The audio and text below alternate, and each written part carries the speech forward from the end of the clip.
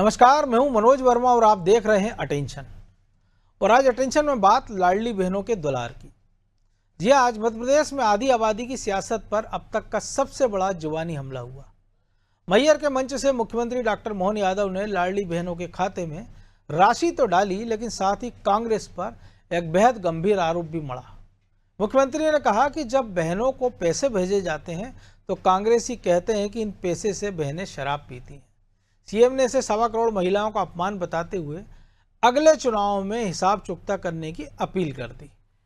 अब सवाल यह है कि क्या विकास और आर्थिक मदद की यह बहस अब सम्मान बनाम अपमान के चुनावी ध्रुवीकरण पर आकर टिक गई है? और इससे ही बड़ा सवाल है कि क्या भाजपा ने इस बयान से चुनाव के पहले ही कांग्रेस की घेराबंदी कर दी है? इन्हीं सवालों पर आज अटेंशन में करेंगे हम चर्चा, लेकिन पहले रिपोर्ट देखिए।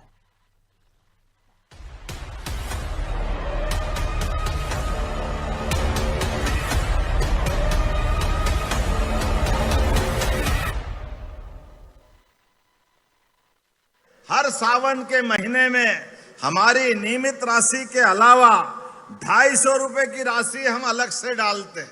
ये हमारा अपना बहनों को ये सावन का उपहार देते रक्षाबंधन का। लाडली बहनों के लिए रक्षाबंधन इस बार और खास हो गया। विधानसभा और लोकसभा चुनाव में बीजेपी के लिए गेम चेंजर साबित हुई लाडली बहनों को मोहन सरकार ने एक बार फिर सौगात दी। मुख्यमंत्री डॉक्टर मोहन यादव ने लाडली बहना योजना की 39वीं किश्त जारी कर दी, लेकिन इस बार हर पात्र बहना के खाते में 1500 की जगह 1750 रुपए पहुंचेंगे। यानी सरकार ने रक्षाबंधन के मौके पर 250 रुपए का अतिरिक्त शगुन दिया। यानी इसका सीधा लाभ प्रदेश की 1 करोड़ 25 लाख से ज्यादा लाडली बहनों के खाते में पहुंचेगा। 1500 रुपए की नियमित किश्त के लिए सरकार ने 1835 करोड़ 46 लाख रुपए और रक्षाबंधन के 250 रुपए के शगुन के लिए 312 करोड़ 83 लाख रुपए की राशि ट्रांसफर की। वहीं सीएम ने कांग्रेस पर ही जमकर निशाना साधा। भाग्य से कांग्रेस के लोग किस प्रकार की भावना रखते हैं। जब लाडली बहना राशि डालने के लिए हम कदम बढ़ाते हैं तो कांग्रेस के लोग कहते हैं आप लाडली बहनों के खाते में पैसे मत डालो, ये बहनें शराब पी जाती है। अरे शर्म आना चाहिए। आप बताइए, ये लाडली बहना याद रखना, बहनों गठान बांध करके जिस दिन चुनाव आएगा इन सारे कांग्रेसियों को धता बताना, इनका हिसाब चुकता करना कि लाडली बहनों का अपमान कोई बर्दाश्त करने वाला नहीं है। लाडली बहना योजना सिर्फ हर महीने खाते में आने वाली रकम तक सीमित नहीं। सरकार का दावा है कि इस आर्थिक सहायता ने महिलाओं की आर्थिक आत्मनिर्भरता और परिवार में निर्णय लेने की भूमिका को मजबूत किया है। राशि का इस्तेमाल महिलाएं अपनी व्यक्तिगत जरूरतों, दवाइयों, स्वास्थ्य, बच्चों की पढ़ाई, कपड़ों और रोजमर्रा के खर्चों में कर रही हैं। कुछ महिलाओं को इससे बचत का अवसर भी मिला। यानी छोटी रकम से शुरू हुई मदद अब महिलाओं के लिए अपने खर्चे पर खुद फैसला लेने की ताकत बन रही है। हालांकि कांग्रेस इस सौगात को अपने नजरिए से देख रही है। देखिए, प्रदेश की लाडली बहनों को 1750 रुपए का झुंझुना देना बेहद शर्मनाक है। वादा किया था 3000 रुपए प्रति माह देने का, दिया क्या है आपने? 1500 रुपए महीना, 50 रुपए रोज दे रहे हैं आप। सावन का त्योहार सिर पे आ गया है। आपको मालूम है 1700 रुपए में बहन की थाली भी नहीं सज पाएगी। महंगाई देख रहे हैं कहाँ है। योजना की शुरुआत जून 2023 में हुई थी और अगस्त 2026 तक 39 किश्तों में सरकार 63,248 करोड़ रुपए से ज्यादा की राशि बहनों के खाते में पहुंचा चुकी है। 2026-27 के लिए सरकार ने लाडली बहना योजना के लिए 23,882 करोड़ रुपए से ज्यादा का बजट प्रावधान किया है। यानी कुल मिलाकर कहें तो रक्षाबंधन पर 250 रुपए पर शगुन का संदेश कहीं बड़ा है। लिहाजा बहनों के खाते में पहुंची रकम सिर्फ आर्थिक मदद नहीं बल्कि आत्मनिर्भरता की ओर बढ़ता एक कदम भी है। ब्यूरो रिपोर्ट, अनादि टीवी।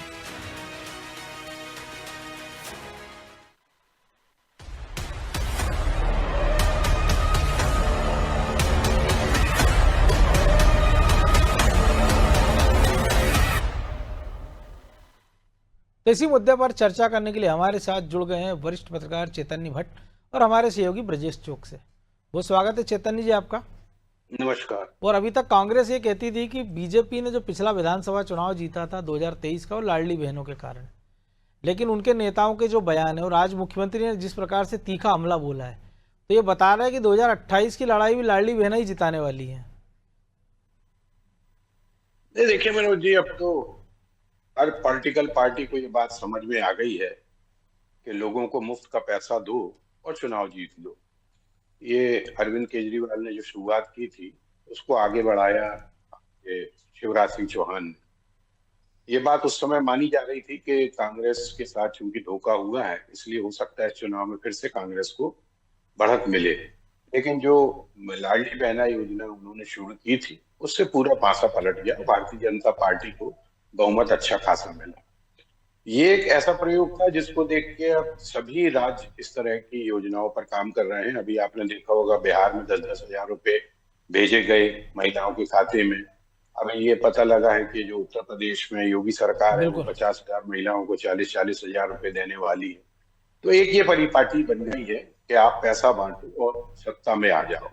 ये ठीक है कि महिलाओं को आत्मनिर्भर बनाना चाहिए, लेकिन उनको मुफ्त में पैसा दे के, अब ये बात किस कांग्रेस वाले ने कही है कि वो शराब पी जाती है, तो अभी सामने आई नहीं है बात, नहीं तो अभी तक तो बहुत बड़ा विवाद हो जाता है। नहीं, पहले विवाद हुआ ही है, अभी हाल में नहीं, ये अभी लगभग 4-6 महीने पुरानी बात है और जीतू पटवारी ने खुद कहा था। ये हो सकता है, लेकिन उसको इतना ज्यादा हाईलाइट इस समय हुआ नहीं, क्योंकि ये तो बहुत ऐसा मुद्दा है जिसको लेके भारी विवाद की स्थिति बन सकती थी कि महिलाएं शराब पी जाती हैं। ये बात सही है कि जो निचले स्तर की महिलाएं हैं उनके पति जरूर उनसे पैसा छीन लेते हैं और वो अपना आत्मनिर्भर नहीं बन पाती हैं।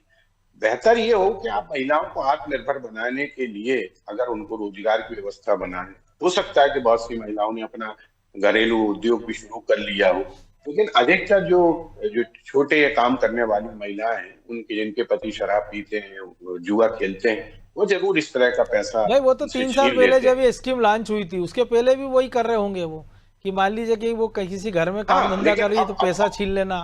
अब और अच्छा हो गया कि उनका कहा तुम्हें तो फ्री में मिल रहा है, चलो हमको दो पैसा। ये बात ठीक है कि जो 250 रुपये अभी रांची में दिए गए, ठीक है कि अच्छी बात है, लेकिन जिस तरह से 65,000 करोड़ रुपया बांट चुकी है सरकार, देखिए सरकार का जो आपका एक बजट है उससे 1.5 गुना कर्ज हो गया है सरकार के ऊपर, और वो जो 1.5 गुना कर्ज का आप ब्याज चुका रहे हैं वो 30% के आसपास जा रहा है। तो वो पैसा भी तो आप जनता से वसूल कर रहे हैं ना।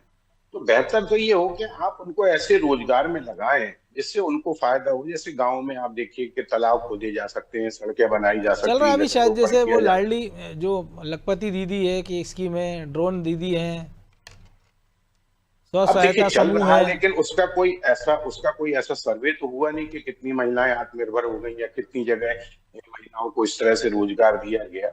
ठीक है, अब ये तो पॉलिटिकल वो है, एक वो होता है कि भाई हमको सत्ता में आना है और जब सत्ता में आएंगे तभी हम लोगों का भला कर पाएंगे, ये एक सोच रहती है हर पॉलिटिकल पार्टी की। तो हो सकता है कि इस तरह की सोच हो और इसीलिए सारे जो प्रदेश हैं वो इसी तरह की योजनाओं को लागू कर रहे हैं। लेकिन आप ये सोचिए कि अगर 65,000 करोड़ रुपया से अगर अस्पताल बनाए जाते, स्कूल बनाए जाते या और दीगर चीजें, उद्योग धंधे स्थापित किए जाते तो वो ज्यादा फायदेमंद होता, उससे परमानेंट रोजगार मिलता है। लेकिन ये भी सवाल है ना, अगर इसके उलट देखें कि जब ये स्कीम शुरू नहीं थी तब का भी डाटा देखना पड़ेगा कि कितने अस्पताल बना दिए सरकारों ने, कितने पुल बना दिए। नहीं देखिए, वो तो एक आपकी जो रूटीन प्रक्रिया होती है, लेकिन जो पैसा भी आपने 65,000 रुपया दे दिया है वो तो एक अतिरिक्त पैसा था ना, अतिरिक्त पैसा था। वो पैसा जो आपने लाडली बहनों को दिया है उनको आत्मनिर्भर बनाने के प्रयास ज्यादा बेहतर होंगे। इस तरह से अगर आप मुफ्त में पैसा देंगे तो लोग नाकारा हो रहे हैं। अभी जैसे राशन फ्री में देते हैं, आप नमक फ्री में दे रहे हैं, मिर्ची फ्री में दे रहे हैं, गेहूं फ्री में दे रहे हैं, सारी चीजें अगर आप फ्री में दे दोगे तो लोग काम करने के लिए ये सबसे बड़ा संकट है। लेकिन ब्रजेश जी, ये जो बार नेरेटिव बनाने का प्रयास होता है बार बार, अब ये लाडली बहनों की जो बात है, कांग्रेस भी सवाल उठा रही है भैया 3,000 कब दोगे, झुंझुना पकड़ा दिया। तो अगर 50 रुपये रोज है तो उनके हिसाब से मान लेंगे तो वो 100 रुपये रोज हो जाएगी। अगर 3,000 भी कर दिए तो महंगाई भी उसी रफ्तार में बढ़ रही है। लेकिन सबसे बड़ा सवाल ये है कि जो विपक्ष जिस प्रकार के आरोप लगाता है, क्योंकि वो कई बार कहता है साहब खजाना खाली, आप पैसा लुटा रहे हो, लेकिन जब बहनों की बात आती है तो उसके उल्टे हो जाते हैं। वो कहने अरे साहब आप तो 1,500 दे रहे हो, आपको तो 3,000 देना था, चित भी मेरी पढ़ भी मेरी, और फिर विवादित बयान दे देते हैं। तो जो एक रेपो बनाने का प्रयास करते हैं वो अपने जाल में खुद ही फंस जाते हैं, फिर बैकफुट पर जाना पड़ता है उनको। देखिए मनोज जी, जब सत्ता में होता है कोई राजनीतिक दल, उसकी भाषा अलग होती है। जब सत्ता से बाहर होता है, विपक्ष में होता है, तो उसकी भाषा अलग होती है।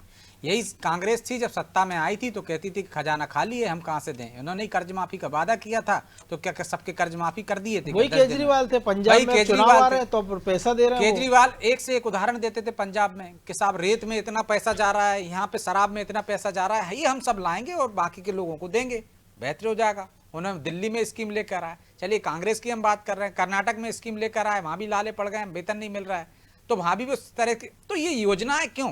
इसलिए कि एक दूसरे में होड़ मची हुई है कि हम बेहतर लाभ किसको पहुंचा सकते हैं। पहले क्या होता था, वोटर को आप खरीदते थे, शराब देते थे, पैसे देते थे एक दिन में।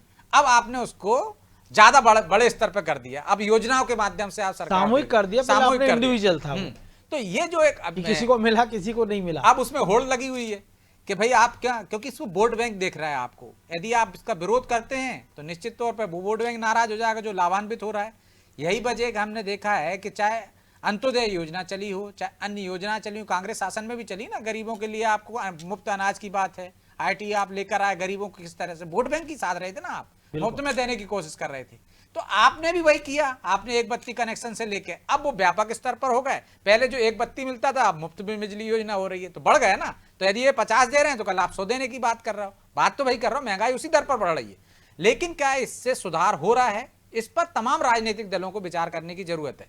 यदि ये होड़ मची रहेगी तो आपने कम दिया मैं ज्यादा दूंगा, आप ज्यादा देंगे तो मैं उससे ज्यादा दूंगा, आप एक मुफ्त चीज करेंगे तो मैं 10 मुफ्त चीज करूंगा।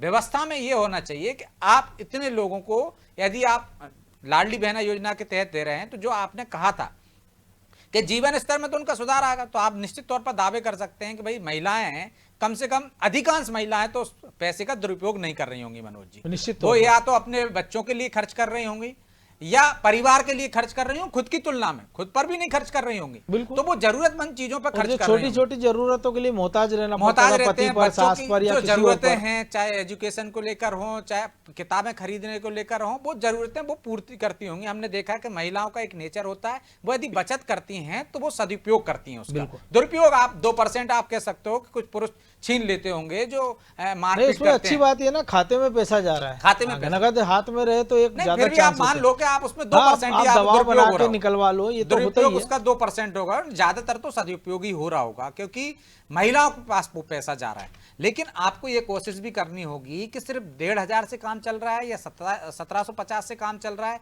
जीवन स्तर में कैसे सुधार आएगा। आंशिक रूप से आपने यदि लाभ दे दिया है कि उनके घर परिवार में उनकी थोड़ी सी शांति आ गई, लेकिन और बेहतर उनकी स्थिति कैसे, आर्थिक स्थिति मजबूत हो, तो जो कहा था कि लखपति दीदियां बनाएंगे, तो आपको वो एक रोड मैप बनाना चाहिए, टारगेट करना चाहिए कि हर साल या हर 6 महीने में हम इतनी, ये जो करोड़पति आप बनाना चाहते हो, लखपति बनाना चाहते हो, इसी वर्ग में से हम उठाकर इतने लोगों को लखपति बना देंगे, उनको योजना से बाहर कर देंगे। फिर चाहे भले आप नई योजना, उस योजना में नई लोगों को जोड़ लें अगले चुनाव तक, तब जाके मुझे लगता है एक सार्थक होगा। आप 250 रुपए बढ़ा देंगे, फिर 250 रुपए बढ़ा देंगे, 3,000 तक भी दे देंगे, तो मुझे नहीं लगता कि ज्यादा कुछ वो आएगा। इससे बेहतर है कि आप उनको एक मुश्त राशि दे दीजिए कि आप रोजगार से लग जाइए, हम आप ब्याज सरकार भरेगी आपका, आपको कौन सा काम करना है, हम इसको कौशल विकास केंद्र के माध्यम से आपको आप प्रशिक्षण दे रहे हैं, आप रोजगार लगाइए और हम आपको इसका ब्याज भरेगी सरकार। वो पैसे जमा करने में भी आप चाहो तो मदद कर दीजिए कि भैया आप उनको नगद दे दीजिए कि ब्याज की राशि दे दो, या किस्तों में उनकी मदद हो जाए। वो कहीं करेंगे तो मुझे लगता है ज्यादा बेहतर होगा। नहीं तो 1,500 से आज इतना कम पैसा आएगा, 1750 आएगा, वो कल खर्च हो जाएगा। वो जुड़ नहीं रहा है, वो उनकी आर्थिक स्थिति नहीं सुधार रहा है कि वो पैसे जोड़ जोड़ कर कोई व्यवसाय कर लेंगे या उनसे कोई हो जाए, आर्थिक स्थिति में बहुत बड़ा अंतर आ जाएगा। तो मुझे लगता है सरकार को इस दिशा में जो उनका रोड मैप था, जो दावे किए जा रहे थे, जो वादे किए गए थे, उस दिशा में और बढ़ेंगे तो ज्यादा बेहतर होगा। निश्चित तौर पर योजना लाभदायक है, लेकिन उसको और ज्यादा लाभदायक कैसे बनाया जा सकता है, इस पर विचार करने की जरूरत है।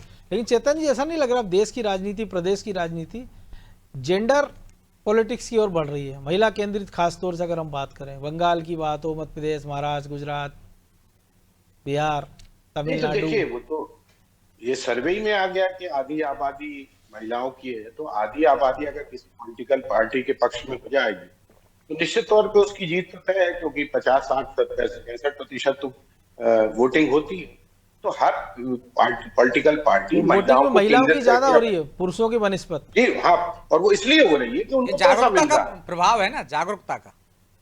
जागरूकता के साथ साथ जो पैसा मिल रहा तो है थोड़ा वो सबसे महिलाओं को लगता है महत्वपूर्ण कि किसी ने आर्थिक मदद की है तो हमको उसकी मदद किसी ने करना आर्थिक चाहिए। मदद पुरुष में की है ये हमारी, बातें नहीं, थोड़ी उसको कम भी होती है। जागरूकता में ही लीजिए तो ना, वो कि चीज- वो वो जागरूक चीज हो गई, बात उनको अधिकार पता है कि साहब हमारे वोट की भी कीमत है, कीमत हमें भी है। हमें ताकत पता है। हाँ, बस वही बात है। सबसे सबसे बड़ी बात वो है कि उनको समझ में आ गया है कि हमें हमारा जो वोट है वो बहुत कीमती है, और उसके लिए सरकार हमें सब कुछ देने के लिए तैयार है। क्योंकि हर राजनीतिक दल को सत्ता में आने की जुलूस लगी रहती है कि हम किसी तरह भी इन प्रकार की सत्ता में आ जाए, और इसी के पीछे इस तरह की जो योजनाएं चल रही हैं, और हर प्रदेश में चल रही है। आपने सही कहा कि इस समय एक होड़ लगी हुई है कि अगर आप 1200 दे रहे हैं तो हम 1500 दे देंगे, उनने कहा हम 1500 दे रहे हैं तो हम 2000 दे भाई देंगे। तमिलनाडु में तो मामला कांग्रेस की सोने है। की अंगूठी तक पहुंच गया कि 8 हाँ, ग्राम सोने की की सोने की अंगूठी तक पहुंच अंगूठी। गया। बिल्कुल बिल्कुल, वो तो जो विजय थलापति है वो तो नहीं, उस सोने बेल्ट की में तो अंगूठी पहले देने से भी के टीवी तैयार दे है। रहे हैं, फ्रिज दे रहे हाँ, हैं, लेकिन सब चीजें अगर दे रहे हैं। 1.5 लाख रुपए सोना है, भाव तो 1.25 लाख रुपए अगर दे रहे हैं एक एक महिला को। तो वही मैं बता रहा हूँ कि ये एक जो परंपरा शुरू की है, ये मुझे लगता नहीं कि बहुत लंबे समय तक चल पाएगी, क्योंकि जिस तरह से कर्ज बढ़ता जा रहा है प्रदेश पे, आप देखिए मध्य प्रदेश, हर प्रदेश पे कर्ज है। नहीं ऐसा तो नहीं कि अकेला ये मध्य तो प्रदेश अभी पे कर्ज है। ये अभी उदाहरण भी है ना चेतन, जो आपने जिक्र किया, जैसे तमिलनाडु की बात करें कि स्टालिन ने कोई कम योजनाएं चला रखी थी।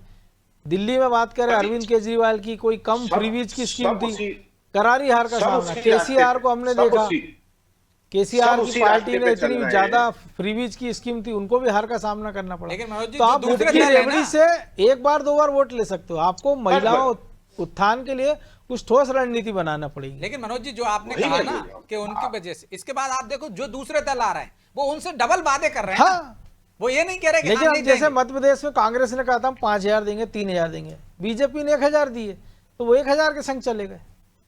नहीं, देखिए वो ये जो वो दे रहा है, पहले आदमी ये सोचता है कि जिसने वादा किया है उसको छोड़ो, जो सामने दे रहा है उसको पकड़ो। जैसे हमें हमसे भी कोई कहे कि हम आपको अगले साल 20,000 रुपए देंगे, और अगर कोई कहेगा कि अभी आप 10,000 ले लो, तो हम कहेंगे हाँ भाई ठीक है, हाँ, जो पहले सामने 10 मिल रहा है वो दे। ज्यादा महत्वपूर्ण है, क्या पता है वादे करके भूल जाए। तो ये बहुत लोगों की स्वाभाविक प्रक्रिया होती है, स्वाभाविक वो भी होता है कि हम जो सामने मिल रहा है उसको, यही सच है। मन्नू भंडारी के एक बड़ा भारी उपन्यास है जी। कि जो सामने है वही सच है। वही सच तो है। इसलिए लोग भारतीय जनता पार्टी की तरफ आकृष्ट हुए और जबरदस्त उनको बहुमत मिला। तो जब इस तरह का वो दूसरे पार्टी, दूसरे प्रदेशों ने देखा तो उनको भी लगा कि यार ये तो बहुत अच्छी स्कीम है, अपनी जेब से तो पंजी जाना नहीं है, सारा सरकार जो सरकारी खजाना है उससे पैसा जाना है, तो देते रहो, अपना क्या जाता है। कर्जा लेने को अपने को छूट मिली हुई है तो अपन कर्जा लेते रहेंगे, ब्याज चुकाते रहेंगे, वो भी जनता के पैसे से आएगा। तो कुल मिला के सारा जो गड्ढमड्ढ हो रहा है। लेकिन मेरा कहना ये है कि आप महिलाओं को आत्मनिर्भर बनाने का प्रयास करो, लोगों को निकम्मा मत बनाओ। ये मुफ्त की चीजें देके, मुफ्तखोरी बहुत लंबे समय तक नहीं चल पाती है, और वो बहुत लंबे समय तक आपको सत्ता में भी नहीं रख सकती। हो सकता है 1 बार 2 बार 3 बार आप सत्ता में आ जाए, लेकिन जब आप स्थिति देख, जिनको नहीं मिल रहा लाभ, वो इससे निश्चित रूप से नाराज है कि भाई हमको कोई लाभ, वो लाभ नहीं मिल पा रहा है। मिडिल क्लास को कोई लाभ नहीं मिल पाता, मिडिल क्लास हमेशा पिसता रहता है, ऊंचे वालों को फायदा हो जाता है, निचले स्तर के लोगों को फायदा। तो ये एक जो आपका जो गड़बड़ हो रही है स्थिति, वो मुझे लगता है कि ये किसी भी देश के लिए, प्रदेश के लिए ठीक नहीं है। आप लोगों को आत्मनिर्भर बनाइए, आप उनको रोजगार दीजिए, उसके बदले में आप पारिश्रमिक दीजिए, तो उसको भी लगेगा कि हमारे श्रम का मूल्यांकन हुआ और हमको उसके बदले में राशि मिली है। अभी तो ठीक है कि उन्होंने कहा कि ये महिला, एक घर में मान लो 3 महिलाएं हैं तो उनको 1700 रुपए 5100 रुपए मिल गया, उन्होंने कहा चलो यार बढ़िया, इनको वोट दो। लेकिन ये कब तक चलेगा? सवाल इस बात का है ना कि एक सीमा होती है, आपके कुएं को जो जिसमें छेड़ खत्म हो गई है उसको आप कितना उलीचोगे, एक दिन वो भी सूख जाएगा। तो ये स्थितियां ठीक नहीं है। ये लेकिन तो उसमें 2 आप चीजें हैं ना भट्ट साहब, एक तो सरकार आपकी जेब से निकाल कर आपको देती है, बहुत सारे लोगों की जेब से निकालती है, कुछ लोगों को देती है। वो तो है ना, दूसरा, महिलाएं कभी निकम्मी नहीं हो सकती, उनको तो काम करना ही है घर का। पुरुष जरूर निकम्मे हो जाते हैं, भाई पैसा मिल गया तो चलेगा। नहीं, घर का काम बल्कि तो पुरुष निकम्मा हो गया तो महिला का काम ज्यादा बढ़ गया है, क्योंकि महिलाओं को तो हो सकता है बाहर भी काम करना पड़े, और पुरुष निकम्मे होते जा रहे हैं ये सारी चीजें देख के। निश्चित तौर आप किसी भी बड़े बिल्डर से पूछ ले, किसी बड़े उद्योगपति से पूछ ले, उनको लेबर नहीं मिल रहा। नहीं, खेतों के भी वही हाल है, ऐसा नहीं है। लेकिन वजह जी, ये जो बीजेपी ने इसको ट्विस्ट करने का प्रयास कर दिया, मान सम्मान से जोड़ दिया, इसको मान अपमान से जोड़ दिया कि ठीक है भैया इस नैरेटिव पर नहीं इस पे आ जाओ आप। देखिए मनोज जी, ये तो सही बात है कि महिलाओं के मान सम्मान से इसलिए जोड़ना भी ठीक है कि आप देखिए हमारे यहाँ दहेज प्रताड़ना की बातें आती थी, दहेज प्रथा चल रही थी, उसमें प्रताड़ना तो होती थी, अपमान ही तो किया जाता था, भाई आप पैसे लेकर नहीं आए तो एक तो सम्मान तो बढ़ ही जाता होगा। जिन लोगों की मानसिकता ऐसी होगी, जिनको पुरुषों की ऐसी और मानसिकता वो ऐसी होगी, मानसिकता है कि आप लोअर क्लास में, ऐसा नहीं, अभी गिरिवाला सिंह का ताजा मामला है, बिल्कुल उनकी बहू का, त्रिशा का, तो और लोअर क्लास में और ज्यादा है कि भाई जब उनको लग रहा है कि हाँ पत्नी भी हमारी कमाऊ है, नहीं तो प्रताड़ना तो बढ़ती है, सम्मान भी मिलता है। और कहा भी जाता है कि जो कमाऊ वाला पूत होता है उसका सम्मान अलग होता है परिवार में, जो बदकमाऊ होता है उसकी दुर्दशा देख लीजिए आप। दूध तो देने जब वाली गाय हाँ, की लात भी खाते हैं, जो एक आम कहावत आम है। कहावत है। तो आप देखिए कि यदि पैसे ला रही हैं, महिलाओं के माध्यम से मिल रहे हैं, तो सम्मान तो निश्चित तौर पर घर में भी बड़ा होगा और वो सम्मान के साथ अपना सम्मान भी बरकरार रख सकती है। भाई हर चीज पर पुरुषों के प्रति निर्भर हाँ, बहुत छोटी-छोटी जरूरत पे जो आत्मनिर्भरता रहती है थी। महिलाओं की, जिनकी पूर्ति कर सकती हैं, किसी पर निर्भर नहीं रह सकती हैं। तो निश्चित तौर पर सम्मान से जोड़ना मुझे लगता है कि वाजिब भी है कि यदि जिनकी स्थिति ऐसी है तो उनके लिए सम्मान कारक भी है। लेकिन जो भट्ट साहब कह रहे हैं उसमें मैं सहमत हूं कि वो सम्मान आप उतना ही क्यों दे रहे हो कि अपमान नहीं हो रहा। वो सम्मान को बढ़ाइए ना, जब आर्थिक स्थिति मजबूत होगी सम्मान वैसे ही बढ़ जाएगा। तो पुरुषों को नहीं तो महिलाओं को ही, जिस तरह से हमने देखा है कि आपने समितियां बनाई हैं, सोसाइटियां बनाई, हालांकि सरकार की बहुत सारी योजनाएं चल रही हैं मनोज जी, हर क्षेत्र में योजनाएं चल रही हैं। आप देखिए कि जिस तरह से काम करती हैं, स्व सहायता समूह बनाए हैं महिलाओं के, इनने महिलाओं के जीवन स्तर में बहुत बदलाव जो लिया है। मकान बहुत सरकारों सारे ने आजकल काम, महिलाओं के नाम पे जो बन रहे हैं, बहुत सारी प्रधानमंत्री आवास, सोसाइटियां, चाहे आप उपभोक्ता की दुकानें देख लीजिए, अब तो एक और नई स्कीम आ रही है कि शराब के जो काम है वो भी महिलाओं को, तो ये जीवन स्तर में बदलाव लाने की कोशिश तो हो ही रही कि महिलाओं को समूह बनाइए और ग्रामीण क्षेत्रों में, शहरी क्षेत्रों में किस तरह से काम मिल सकते हैं उनको, सरकार किस तरह से उनको काम दिला सकती है, तो उस दिशा में भी काम कर रही है। तो मुझे लगता है कि आने वाला समय में ये योजना बंद हो जाएगी, महिला आत्मनिर्भर हो जाएंगी, इस दिशा में ज्यादा फोकस होगा तो निश्चित तौर पर इसका लाभ मिलेगा। बिल्कुल, और शायद इस पूरे प्रदेश को इसका लाभ मिलेगा, क्योंकि महिलाओं के साथ साथ जो भट्टी जी ने पहले सवाल उठाए थे कि कितना सारा इंफ्रास्ट्रक्चर डेवलप हो सकता है इतने बजट में, वो भी जरूरी होगा। बहरहाल वक्त इतना ही था, बहुत धन्यवाद चेतन जी आपका। तो प्रदेश की सियासत में लाडली बहना योजना सिर्फ महिलाओं के आर्थिक मदद का जरिया नहीं है, बल्कि आगामी चुनाव का सबसे बड़ा राजनीतिक कुरुक्षेत्र बन गई है। मैहर के मंच से मुख्यमंत्री ने जो सम्मान बनाम अपमान का नैरेटिव सेट किया है, उसने विपक्ष को एक ऐसी रक्षात्मक स्थिति में ला दिया है जहां से निकलना आसान नहीं होगा। लेकिन इस पूरी बहस के बीच हमें कभी नहीं भूलना चाहिए कि आधी आबादी को मिलने वाली ये राशि उनका अधिकार है, सरकार का कोई एहसान नहीं है। राजनीति अपनी जगह, आरोप प्रत्यारोप अपनी जगह है, और उम्मीद है कि दोनों दल महिलाओं के सशक्तिकरण को वोट बैंक से ऊपर उठकर देखेंगे। आज के लिए अटेंशन में बस इतना ही। देश दुनिया की तमाम खबरों के लिए देखते रहिए अनादि टीवी। नमस्कार।